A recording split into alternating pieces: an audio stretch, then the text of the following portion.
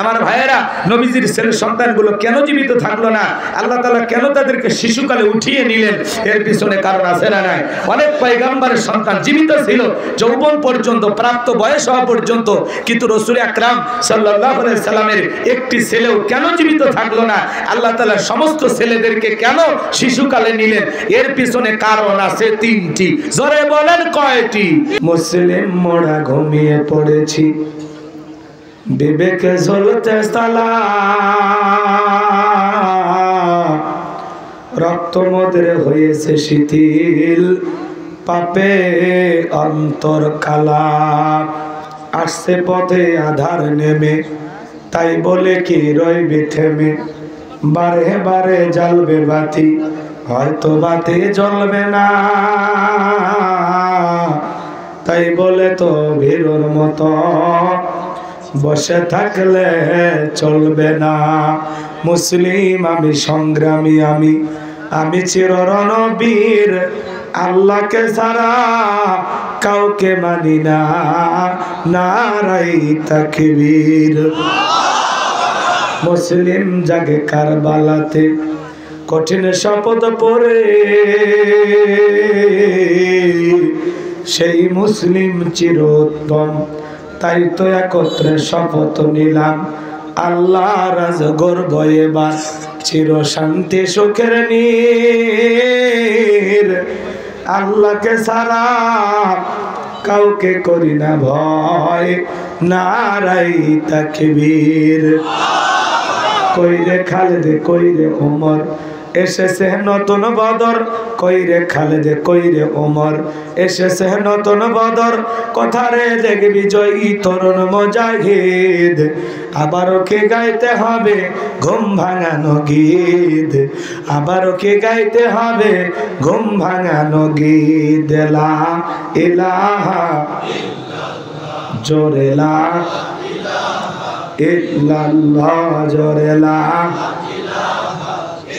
সাইদ ভাইয়ের মা, মুগ্ধ ভাইয়ের মা, ইয়ামিন ভাইয়ের মা, নাহিদ ভাইয়ের মা, তোমরা বড় ভাগ্যবতী, আল্লে ধরায় আলোর জ্যোতি, সালাম তোমায় জানাই ফেরেশতা মা, সালাম তোমায় জানাই ফেরেশতা।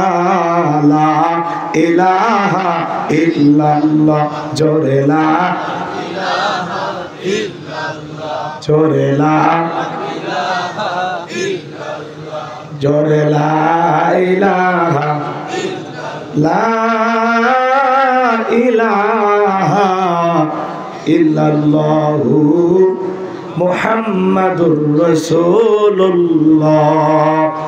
জবান ছেড়ে এক বাক্যে পড়ছি সাল্লাল্লাহু আলাইহি ওয়াসাল্লাম। বেশি আল্লাহ নামের এমন একটি স্লোগান দেবেন, এলাকায় যদি কোনো ইসলাম বিরোধী উই পোকা, সার পোকা, তেলা পোকা থাকে, ওদের কলিজায় যেন কম্পন সৃষ্টি হয়, এমন আওয়াজ তুলতে রাজি আছেন যারা? বীর মুসলমানের মতো দুটি হাত টান টান করে তুলে দেখান তো তারা। লিল্লাহে তাকবীর, আল্লাহু আকবার, লিল্লাহে তাকবীর, আল্লাহু আকবার। আল কোরআনের আলো, আল হাদিসের আলো, দুনিয়ার মুসলিম, সারা বিশ্বের মুসলিম, আমার নেতা তোমার নেতা, লিল্লাহে তাকবীর, আল্লাহু আকবার। আল কোরআনের আলো, আল হাদিসের আলো, এক একটা ফুলের এক একটা সুঘ্রাণ। আপনারা যেভাবে সূরা কাউসার তাফসীর জানেন, আমি হয়তোবা সেভাবে জানি না। আজকে আমি যেভাবে বলবো হয়তো আপনারা সেভাবে শোনেন নাই, একটু চলেন, মজা পাবেন ইনশাআল্লাহ। জবান ছেড়ে সবাই তিলাওয়াত করুন। ইন্না আ'তাইনাকাল কাউসার ফাসাল্লি লিরাব্বিকা ওয়ানহার, ইন্না শানিয়াকা হুয়াল আবতার। আল্লাহু আকবার।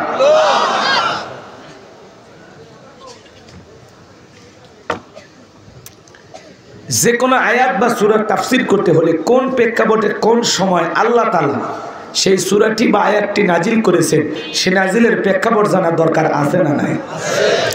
আরবিতে বলা হয় শানে নজুল, যদি শানে নজুল আলোচনা করা হয় তাহলে তাফসীর বুঝতে সহজ হয়।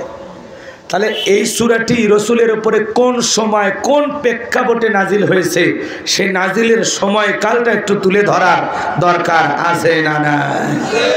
আমি কি বলবো, রাগ করবেন না? সম্মানিত ভাইয়েরা আমার, নবীজির প্রিয় সাহাবী হযরত আনাস রাদিয়াল্লাহু তাআলা বলেন, নবীজি কাবার হাতিমে হেলান দিয়া বসেন। আমি তাকায় দেখি নবীজির মনটা ভীষণ খারাপ, মুখটা মলিন, চোখের কোনা দিয়া অশ্রু ঝরতেছে। হযরত আনাস দেখে বলেন, কিছুটা সময় অতিবাহিত হয়ে যাওয়ার পরে আমি তাকায় দেখি আমার নবীজি মুস্কি মুস্কি হাসতেছেন। বলুন সুবহানাল্লাহ। আমার নবী কেন কাঁদেন, কেন হাসেন, এর পেছনে রহস্য আছে না নাই? নবীজির মনটা কেন খারাপ? কারণ হলো নবীজির কলিজার টুকরা ছেলে সন্তানগুলো জন্ম নেয়, আর এক এক ছেলে সন্তানগুলো মারা যায়। আবুল কাসেম মারা যায়, আবু তাহের মারা যায়, ইব্রাহিম মারা যায়। বাবা হিসাবে নবীর মনে কষ্ট লাগে কি না? একে তো সন্তান হারানোর ব্যথা, অন্যদিকে নবীজির কাছের চাচা নাম হলো আবু লাহাব ডেকে বলে, ভাতিজা তোমার বংশে বাতি জ্বালানোর কেউ থাকলো না, তুমি একটা লেজ কাটা, তুমি একটা নির্বংশ কন্যা। নাউযুবিল্লাহ। একে তো সন্তান হারানোর ব্যথা, আবার আপন মানুষদের সমালোচনা, নবীজির মনের কষ্ট কমে না বাড়ে? আপনারাই বলুন, আল্লাহ না করুক আমরা আপনার আমার সন্তান যদি মারা যায়, কাছের আত্মীয় স্বজনদের উচিত বিপদের দিনে সান্ত্বনা দেওয়া। বাবা তুমি সবর করো, ধৈর্য ধারণ করো, আল্লাহ সন্তান দিয়েছে, আল্লাহ নিয়েছে, মন খারাপ করো না। আল্লাহ যদি চায় বছর না ঘুরতে আবারও তোমাদের ঘর আলোকিত করে সন্তান দিতে পারেন, তিনি কে? আল্লাহ। বিপদের দিনে কাছের মানুষদের উচিত সান্ত্বনা দেওয়া।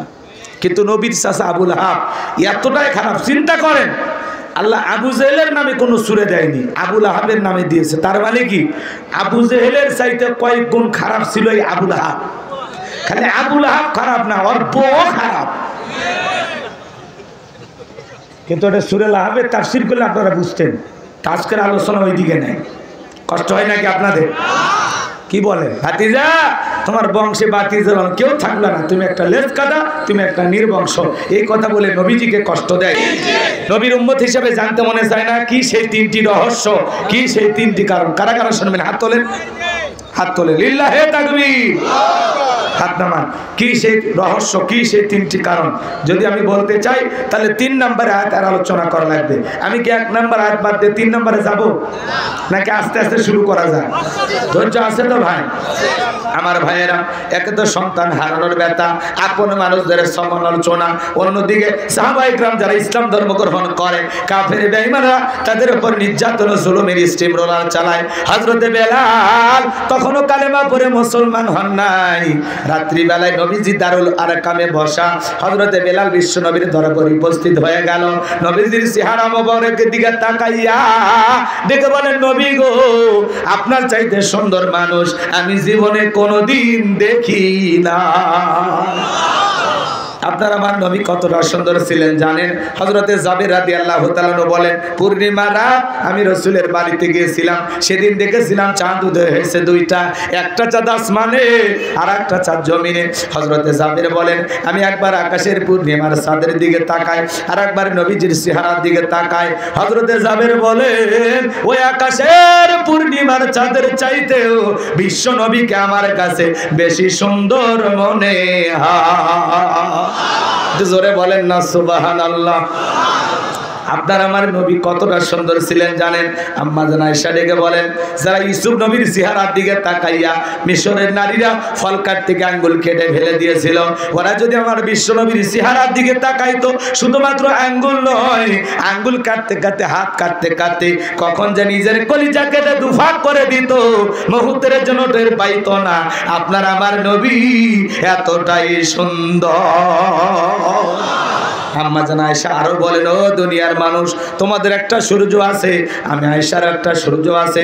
তোমাদের সূর্য উদয় হয় দিনের বেলায়, আর আমি আয়েশার সূর্য উদয় হয় রাতের বেলায়। মারহাবা খান।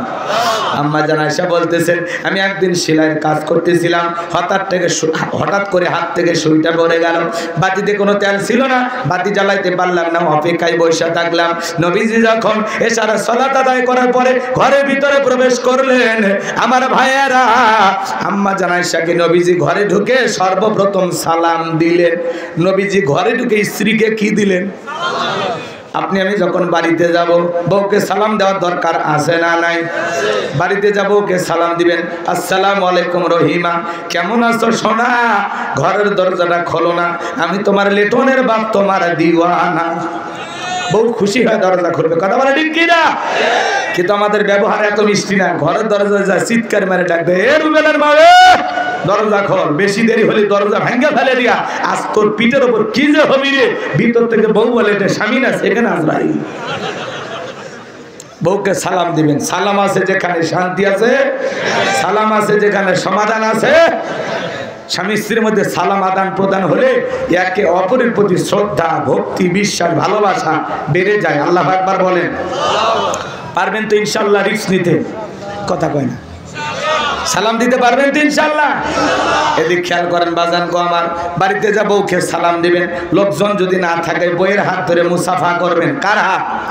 এ যুবকে কথা বলো, বলবা না তোমরা কথা? কার হাত? বইয়ের হাত। পাশের বাড়ির ভাবির হাত না, ধরলে ঝাঁটা দিয়ে পিটাবে। বইয়ের হাত ধরে মুসাফা করবেন। একেবারে যদি ময়দান ফাঁকা থাকে কোলাকুলিও সেরে নেবেন। কথা কয় না। স্বামী স্ত্রীর মধ্যে সালাম আদান প্রদান হলে আল্লাহর পক্ষ থেকে রহমত নাজিল হয়। সুবহানাল্লাহ। আর ঘরে ঢুকে স্বামীও সালাম দেয় না, বউও সালাম দেয় না, দুইজনে বোবা। এই যার বউ নাই, মা নাই, মাও সালাম দিয়ে ঢুকবা। বাড়িতে যারাই থাক স্বামী স্ত্রীকে সালাম দিবে, ছোট বাচ্চাদেরকে সালাম দিবেন, অভ্যাসে পরিণত হবে। 10 দিন বউকে সালাম দিলে 11 দিনের মাথায় বউ আপনাকে দিবে, আসসালামু আলাইকুম বল্টুর মা। শিকার লাগবে গো, কথা কয় না? পারবেন তো ইনশাআল্লাহ? এক জায়গায় ওয়াজ করতে গেলাম, একজন কয় হুজুর বউ সালাম দিতে গিয়ে শরম লাগে। আমি তখন বললাম, বিয়ে করছেন আপনি? কি কোন হুজুর, 3 সন্তানের বাবা আমি। আমি তখন বললাম, স্ত্রী সর্বশেষ একটা দোয়া আছে, তুমি কি জানো? কথা হুজুর ওটা দোয়া পড়ার টাইম। কথা কয় না। বউকে সালাম দিতে গিয়ে শরম লাগে, আর এদিকে বইয়ের বাচ্চা হয়ে যায়। আর শরম যদি বেশি হয় তো আর বইয়ের বাচ্চা হওয়ার কথা যদি কম। তো যারা বলে বউকে সালাম দিতে গিয়ে শরম লাগে, ওটা শরম না, ওটা হলো শয়তানি। কথা কয় না। বউ কি জীবনের কম আপন নাকি? আপন মানুষকে সালাম দিতে এত সমস্যা কেন? কোনো অজুহাত চলবে না, মনে থাকবে তো ইনশাআল্লাহ? হ্যাঁ, ঘর ঠিক দুনিয়া ঠিক, আপনি তো বুঝিচ্ছেন না। যত অশান্তির মূলে কোথায়? কথা কয় না কেন? ঘরের পরিবেশ যদি ঠান্ডা থাকে জীবনে শান্তি পাবেন, আর ঘর যদি উত্তপ্ত গরম থাকে খালি জ্বলে পুড়ে মরবেন আর আফসোস করবেন। অতএব ঠান্ডা রাখতে গেলে 1 নম্বর ঔষধ বউকে সালাম দেওয়া লাগবে। কে মেডিসিন কাজে লাগাবেন তো ইনশাআল্লাহ? আরো 4টা আমল আছে। কয়টা? এই 4টা সুন্নত আমল করলে আপনাদের দাম্পত্য জীবনে কোনোদিন অশান্তি আসবে না ইনশাআল্লাহ। কয়টা? কয়টা আমি কি বলবো? এখন বলতে গেলে আলোচনা এলোমেলো হয়ে যাবে। শেষের দিকে মনে করায় দেন, যদি সম্ভব হয় সময় থাকে বলার চেষ্টা করব ইনশাআল্লাহ। লম্বা করব না বাজান গো আমার। আম্মা জান আয়েশা ডেকে বলেন, নবীজি সালাম দিয়ে প্রবেশ করলেন, নবীজির চেহারার আলোতে সুইটা কই পড়ে আছে আমি পরিষ্কার দেখতে পেয়েছি। কেমন নবী পাইছি বাজান। নবীর সম্মান মর্যাদা কত জানেন? এক জায়গায় ওয়াজ করতে গিয়ে বললাম, ভাই বলেন তো আমাদের নবীর নাম কি? বলে হুজুর আব্দুল কাদের জিলানী। পীর সাহেবের নাম মুখস্থ আছে কিন্তু কপাল পোড়া রসুলের নামটা বলতে পারে না, এমন মুসলমান আজও আছে না? নবীর সম্মান মর্যাদা কত জানেন? যে নবী হ্যাঁ বললে পুরো পৃথিবীবাসীর জন্য আল্লাহ পাক হালালে পরিণত করে দেয়, যে নবী না বললে পুরো পৃথিবীবাসীর জন্য আল্লাহ পাক হারামে পরিণত করে দেয়। জমিনের উপরে পথ চললে আসমানের মেঘ এসে ছায়া প্রদান করে, সুবহানাল্লাহ। যে নবীর চেহারার উপরে মশা মাছি পড়া হারাম, নবীজি ঘেমে গেলে আম্মা জেনারা রসুলের দেহের ঘামগুলো শিশির ভিতরে জমা রাখতেন। বিশেষ দিনে নবীজির দেহের ঘামগুলো সুগন্ধি হিসাবে ব্যবহার করা হতো। নবীজি থুতু মুবারক ফেলাইলে সেখান থেকেও সুগন্ধ বের হতো, সুবহানাল্লাহ বলবেন না? নবীর সম্মান মর্যাদা কত জানেন আমার ভাইয়েরা? যে নবী আসমানের চাঁদের দিকে সেরা করলে চাঁদ দুই টুকরো হয়ে যায়, জমিনে পা তুললে মাওলা পাকের আরশে আজিমে পৌঁছে যায়। আল্লাহ রাসূল যেদিন মেরাজে গিয়েছিলেন পায়ের জুতা ছিল সেরা। কি জুতা? সেরা জুতা পরে গেছে। নবীজি জুতা খুলতে চায়, আল্লাহ বলে বন্ধু জুতা খোলা লাগবে। কত মহব্বত করেন আল্লাহ তার হাবিব মুহাম্মদ রাসূলুল্লাহ সাল্লাল্লাহু আলাইহি সাল্লামকে। সেই নবীকে যদি আমরা না চিনি, আমাদের চাইতে বড় কপাল পড়া হতভাগা আর কেউ আছে নাকি? ছাগলের স্তনে দুধ নাই, রসুল যদি হাত লাগায় দিতেন দুধে পরিপূর্ণ হয়ে যেত। যে খাবার তিন চারজন মানুষ খাইলে শেষ হবে, ওই খাবারে রসুলের হাত লেগে গেলে শত শত মানুষ খাবার খেয়েও যেমন খাবার তেমনি থাকতো, সুবহানাল্লাহ। সেই নবীর কাছে বেলাল, কথা মনে আছে? রসুলের মজেদার কথাগুলো নিয়ে যদি আলোচনা করা হয় কয়েকটা দিন চলে যাবে, তাও শেষ হবে না। আমার ভাইয়েরা দিল দিয়ে কথাগুলো বোঝার চেষ্টা করবেন। হযরত বেলাল ডেকে বলে, নবী গো আপনি কালেমার দাওয়াতের ইসলামের প্রচার প্রসার করেন, দয়া করে আমার কালেমা পড়ে মুসলমান বানায় দেন। বিশ্বনবী হযরত বেলালকে পড়া দিলেন, লা ইলাহা ইল্লাল্লাহু মুহাম্মাদুর রাসূলুল্লাহ সাল্লাল্লাহু আলাইহি ওয়াসাল্লাম। হযরত বেলাল কালেমা পড়ে মুসলমান হয়ে গেল। আমার নবী ডেকে বলে, বেলাল ইসলামের অবস্থা ভালো না, কালেমা পড়েছো আপাতত প্রকাশ করা যাবে না, কারণ এখন যে পরিবেশ বেলাল কালেমা পড়েছো তুমি এটা প্রকাশ করা যাবে না, কারণ ইসলামের অবস্থা এখন ভালো না। কথা কয় না? কথা কয়। ইসলামের অবস্থা সব সময় ভালো থাকে না। আজও তাম পৃথিবীর দিকে তাকায় দেখেন, তাম পৃথিবীর জালেম আর বেঈমানরা ঐক্যবদ্ধ হয়েছে ইসলাম আর মুসলমানকে বিদায় করে দেওয়ার জন্য। আজও ফিলিস্তিনের জমিনে মুসলমানের রক্ত নিয়ে খেলা করা হয়, আজও ভারতের জমিনে গরুর গোশত খাওয়ার অপরাধে মুসলমানকে হত্যা করা হয়, আজও কাশ্মীরে মুসলমানেরা মার খায়, আজও চীনের উইঘুরে মুসলমানেরা মার খায়। কথা বলেন ঠিক কিনা? মনে রাখবেন নমরুদ ফেরাউনের পতন হয়েছে যেভাবে, আজকে যারা মুসলমানের রক্ত নিয়ে খেলা করে ইসলামানাদের বিরুদ্ধে ষড়যন্ত্র করে, মনে রাখবেন নমরুদ ফেরাউনের চাইতে কঠিন পরিণতি তাদের জীবনে অপেক্ষা করতেছে। রাগ করতেছেন আপনারা? জালেমেরা কখনো চিরস্থায়ী হতে পারে না, জালেমের শেষ পরিণতি পরাজয়। রাগ করতেছেন আমার কথা? এদেশের উপরে যারা জুলুম করেছিল বিগত 16 বছর, আজকে তারা আছে? বড় বড় কথা বলতে আছে। 11 লক্ষ কোটি টাকা দুর্নীতি করে বিদেশে পাচার করেছে, 93 বিলিয়ন ডলার ঋণের বোঝা বাংলাদেশের মানুষের উপর চাপিয়ে দিয়ে এদেশের রিজার্ভ শূন্য করে অর্থনীতিকে ধ্বংস করে দিয়ে পালিয়ে গেছে। আজকে গ্যারেজে 5 কোটি 10 কোটি টাকা দামের গাড়ি পড়ে আছে, সরার মতো এমপি মন্ত্রী নাই। এমপি মন্ত্রী একা চলতো, নায়িকা বান্ধবী বানায় তারে নিয়ে ঘুরতো। হ্যাঁ, কথা কয় না গো? রাগ করেন না। বড় বড় কথা বলতো, আজকে ওদের আছে? বড় বড় কথা আছে। ব্যাংকের অ্যাকাউন্টে হাজার হাজার কোটি টাকা, এদেশের টাকা বিদেশে পাচার করে বেগুন পাড়া বানাইছে। মনে রাখবেন এদেশের জনগণের সাথে যারা প্রতারণা করে এদেশের অর্থকে লুটপাট করে খেয়েছে, ওই চোর ডাকাত ছিনতাইকারী ওই সমস্ত দুর্নীতিবাজ নেতাদের বিচার দুনিয়ার আদালতে না হলেও আল্লাহর আদালতে প্রত্যেকটা টাকার জবাব দিতে হবে। বড় বড় কথা বলতো। আহা, এক এক মন্ত্রীর কি গরম, কথা কর না? মন্ত্রীরা সব কোথায় গেল, এমপিরা সব কোথায় গেল, কোথায় কাদের কাকা, ওদের সারা দেশটা বড় লাগে ফাঁকা ফাঁকা। পালাবো না, পালাবো না, পালাবো না, চাই না তাদের দেখা, ওদের সারা দেশটা বড় লাগে ফাঁকা ফাঁকা। আইন মন্ত্রী আটকে গেল আইনেরই ফাঁকে, দাড়ি সারা দরবেশটারে ভণ্ড ভণ্ড লাগে। শুনেছি ভাই কত নেতা নেত্রী খাইতেছে ভাই ডান্ডা, বিচারপতি কালামানিকের ফাটিয়েছে নাকি আন্ডা। এটা আমার খবর না, মিডিয়ার খবর। এই বিচারপতি শামসুদ্দিন মানিক আল্লামা সাইদি হুজুরকে মৃত্যুদণ্ডের রায় দিয়েছিল। আমরা বলতে চাই ওই একই ট্রাইব্যুনালে বিচারপতি মানিককেও মৃত্যুদণ্ডের রায় দিতে হবে। এই বিচারপতি মানিক 116 জন আলেমের তালিকা করে দুদকের কাছে জমা দিয়েছিল। আমার মতো গাইবান্দার দুর্বল বক্তা, আমার রোল নাম্বার ছিল 23, সিরিয়ালে আমার নাম্বার কত? আপনারা চেনেন না, ওরা ঠিকই চেনে, কথা কয় না কেন?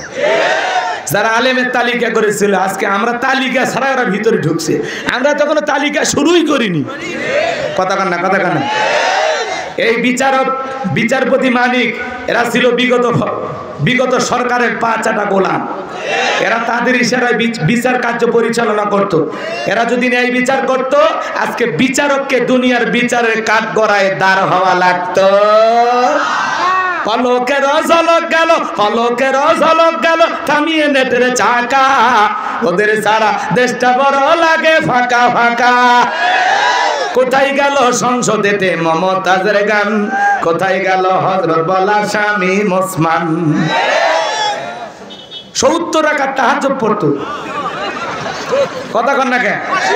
নিজেকে বিরাট বড় আল্লাহর ওলি দাবি করতো, মাইক পেলে বলতো খেলা হবে, খেলা হবে।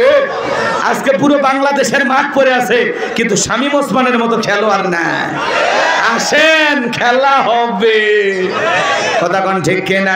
আমার ভাইরা লম্বা হবে, লম্বা করব না, অনেক কথা বলার আছে। কষ্ট হয়েছে আপনাদের, বিরক্ত হয়েছে? তাহলে ইসলামের অবস্থা সব সময় ভালো থাকে।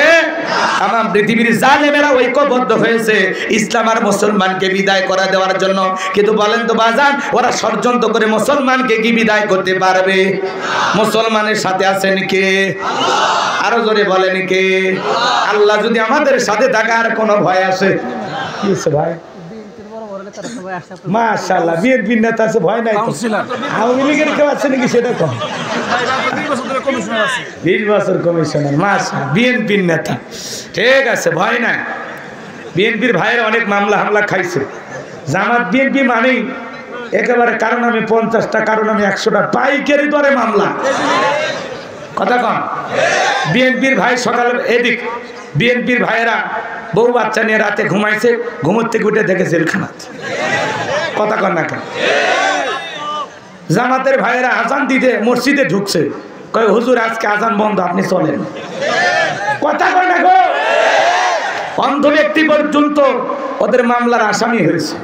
আর এখন 2-4টা মামলা হচ্ছে, উনি ওই পাশ থেকে বলতেছে এগুলো মিথ্যা মামলা, আমরা তো এগুলো কিছু খেলা শিখাইয়া এখন আবার বলতেছেন মিথ্যা মামলা। আচ্ছা, এই ভাই গাড়িপুর আছে, কথা কন না কেন? যা দেখেন তো, বিএনপি করে থাকলে গাড়ি পুরানের মামলা আছে না? জীবনে কোনোদিন একটা খোয়া, একটা ওয়াটত মারেনি সেই লোক বলে গাড়িপুর আছে। অন্ধ মানুষকে সুপ্রিম কোর্টে দেখলেন না, ঢাকা হাইকোর্টে অন্ধ মানুষ কি করছে, কয় গাড়ি পোড়ানোর মামলা দিছে। শয়তান পর্যন্ত এই কথা শুনে হাসে আর কয় এত বড় মিথ্যা কথা আমিও কোনোদিন বলিনি। অনেক জ্বালা মনের মধ্যে জমে আছে। দুঃখের বিষয়, আপনারা সময় দিলেন না। দরকার নাই ওই প্রীতির কথা, বাদ দেন। ওয়াজ 13 তারিখে শেষ হবে, 14 তারিখে যাব না, এটা শপথ নাকি ভাই? ঠিক, বিএনপির ভাইরা বলছে ঠিক, সামনে তো ওনাদেরই দিন আসতেছে, কথা কন ঠিক কিনা? ভাইরা আমার, সামনের দিকে যাই, যে কথা বলতে চাচ্ছিলাম, গভীর মনোযোগ দিয়ে কথাগুলো শুনে যান। এই জন্য তামাম পৃথিবীতে মুমিন মুসলমানের বিরুদ্ধে ষড়যন্ত্র করবে যারা, আজও কাল হোক পরাজিত হবে তারা।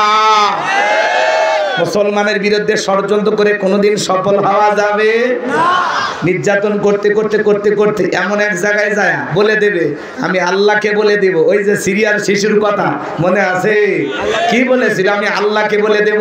আল্লাহকে ঠিকই বলে দিয়েছে, কবুল হয়ে গেছে।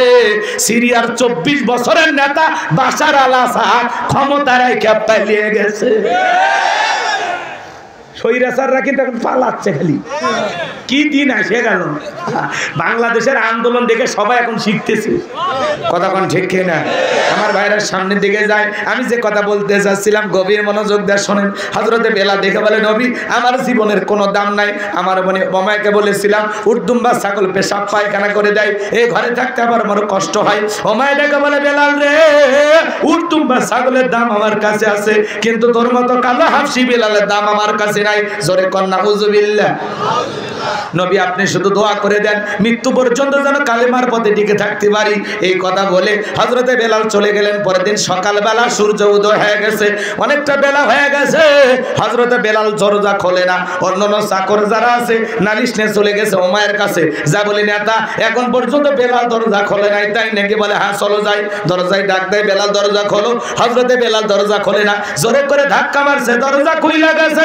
এইবার ওমায়ে তাকায় দেখে যেই রাত্রিতে হযরত বেলাল কালেমা পড়ে মুসলমান হয়েছে, ওই রাত্রিতে একটা হুরদুম্বা ছাগলের কাছে কোনো পেশাব পায়খানা নাই। জোরে কোন মারহাবা।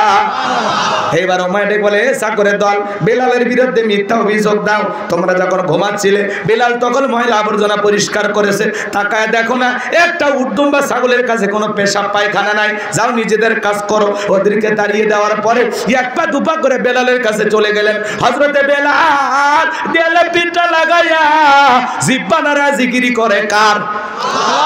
এবার হযরত বেলালকে ধইরা হালকা করে ধাক্কা মারছে, যখন জবান দিয়ে কালেমার আওয়াজ বের হয়েছে তখন এইবার উমাইয়া ডেকে বলে, বেলাল তোর জবান দিয়ে কি শুনলাম, তুমি কি মুসলমান হয়েছো? হযরতে বেলাল ডেকে বলে, মুসলমান হয় যারা মিথ্যা কথা বলতে পারবে না তারা। ওয়াকুলু কাওলান সাদীদা। মুসলমানেরা হবে সত্যবাদী, মুসলমানেরা কখনো মিথ্যাবাদী হতে পারে না। আর আমাদের সমাজে মিথ্যাবাদী আছে না নাই? আছে। মিথ্যা বলতে বলতে চেহারাটা বেঁকা হয়ে গেছে, এক পা কবরে চলে গেছে। ভরা পেটেও মিথ্যা, খালি পেটেও মিথ্যা। এত মিথ্যা কথা বলতে পারে, ওনাদেরকে না দেখলে বিশ্বাস হতো না। তাহলে হেলিকপ্টার দিয়ে পানি দিছি, তাহলে ছাদের শিশু মারা গেল কিভাবে? এখন র্যাবের মহাপরিচালক দুঃখ প্রকাশ করে বলতেছে, যা করেছি অতীতে ভুল করেছি, জনগণ চাইলে আমরা বিলুপ্তি হয়ে যাব। কথা কয় না গো। দুঃখ প্রকাশ করছে, মাফ চাইছে। তাদেরকে দানবের মতো ব্যবহার করা হতো, তাদের পরিবারকে জিম্মি করা হতো। আসলে এরা ছিল তাদের হাতের খেলার পুতুল। কথা কয় না কেন? এজন্য এদেরকে দোষ দিয়ে লাভ নাই। আমার কথা কি কষ্ট হচ্ছে আপনাদের? কোনো কারণে মাঝে মাঝে যদি এগুলো বলি রাগ করবেন না তো? বাস্তবতা বলা লাগবে। কথা কোন ঠিক না? সামনের দিকে যাই বাজান গো আমার। আমি যে কথা বলতে চাচ্ছিলাম, এইবার ওমায়ে ডেকে বলে, বেলাল তুমি কি মুসলমান হয়েছো? হযরতে বেলাল ডেকে বলে, আমি গতকাল রাত্রিতে বিশ্বনবীর হাতে হাত রেখে কালেমা পড়ে মুসলমান হয়েছি। এইবার ওমায়ে ডেকে বলে, বেলাল উর্দুম্বা ছাগলের মালিক বানায় দেব, থাকার জন্য ভালো ঘরের ব্যবস্থা করে দেব। এখনো সময় আছে। আব্দুল্লাহর বেটা মুহাম্মদ সাল্লাল্লাহু আলাইহি সাল্লামের ধর্ম ত্যাগ করে আবার বাপ দাদার ধর্মে ফিরে আসো। হযরতে বেলাল ডেকে বলে, ওমাইয়া দুনিয়ার পার্থিব সম্পদের লোভ দেখায়া বেলাল তার ঈমান বিক্রি করবে না। এইবার ওমায়ে ডেকে বলে, বেলাল আমার কথা না শুনলে বড় নেতা আবু জেহেলকে খবর দেব। হযরতে বেলাল ডেকে বলে, কোন বড় নেতা ছোট নেতা কাউকে গোনার টাইম নাই। আমি দুনিয়ার কোন আবু জেহেলকে ভয় করি না, আমি ভয় করি আমার আল্লাহকে। আল্লাহ ছাড়া দুনিয়ার কাউকে ভয় করা জায়েজ নাই। কথা ক্লিয়ার? গভীর মনোযোগ দিয়ে শুনবেন বাজান গো আমার। আমি যে কথা বলতে চাচ্ছিলাম, ওমায়ে দৌড়ে চলে গেল আবু জেহেলের বাড়িতে। যা বলে, নেতা অবস্থা খারাপ, কি হয়েছে? বলে, আমার বাড়ির খিতদার বেলাল কালেমা পড়ে মুসলমান হয়েছে। তাই নাকি? বলে, হ্যাঁ ঠিক আছে যাও আমি আসতেছি। আবু জেহেলের একটা বিশেষ বাহিনী ছিল, যাদের কাজই হলো ইমানদার মুসলমানদের উপর নির্যাতন জুলুমের স্টিম রোলার চালানো। আজও তাম পৃথিবীর দিকে তাকায় দেখবেন জালেমদের বিশেষ একটা বাহিনী আছে, যাদের কাজই হলো টুপিওয়ালা দাড়িওয়ালা ইমানদার আলেম ওলামাদের উপর নির্যাতন জুলুম চালানো। স্বৈরাচারদের আয়না ঘর দেখেন না? সিরিয়াতেও আয়না ঘর পাওয়া গেল। কথা কয় না গো? হাজার হাজার নারীদেরকে ওরা জেলখানায় বন্দি করে ধর্ষণ করেছে। সেখানে নারী গর্ভবতী হয়ে সন্তান পর্যন্ত জন্ম দিছে। কি মিথ্যা কথা না, নিউজ দেখেন না? কত বড় জালেম ছিল, কিন্তু মুসলমান। এ কি ছিল? এরা হলো এজিদ মার্কা মুসলমান। কথা কন, মানে ক্ষমতার লোভ, এটা এমন একটা লোভ মানুষ পাল্টি দিতে সময় লাগে না। কথা কন ঠিক কিনা? একটু সামনের দিকে যায়, কষ্ট হয় নাকি আপনাদের? বাজান গো আমার, দিল দিয়া কথাগুলো বোঝার চেষ্টা করবেন। এইবার আবু জাহেল তার বাহিনী নিয়ে ওমায়ের বাড়িতে হাজির হয়ে গেল। ডাইকে বলে, বেলাল এই দিকে আয়। হযরতে বেলাল কাছে আসলেন। আবু জাহেল ডেকে বলে, বেলাল এসব কি শুনছি? তুমি নাকি আব্দুল্লাহর বেটা মুহাম্মদ সাল্লাল্লাহু আলাইহি সাল্লামের দলে নাম লেখাইছো, কালেমা পড়ছো? বলে, হ্যাঁ, যা শুনেছেন সত্য। এইবার আবু জাহেল প্রস্তাব দেয়, বেলাল উদ্দুম্বা ছাগলের মালিক বানাবো, থাকার জন্য ঘর বাড়ির ব্যবস্থা হবে। তুমি যদি চাও ব্যবসা বাণিজ্য করবা, দেড়হাম টাকা পয়সা যা লাগে সব দেব। চতুর্থ অপশন, তুমি তোমার ইচ্ছা মতো চাও, আমরা তোমার চাহিদা পূরণ করব। হযরত বেলাল দেখে বলে, আবু জাহেল রে, দুনিয়ার সব সম্পদ যদি আমি বেলালকে দিতে চাও, দুনিয়ার সব সম্পদ ছাড়তে রাজি, কিন্তু নবীজির কালেমা ছাড়তে রাজি নাই। চিৎকার মেরে বলুন আল্লাহু আকবার। বেলালের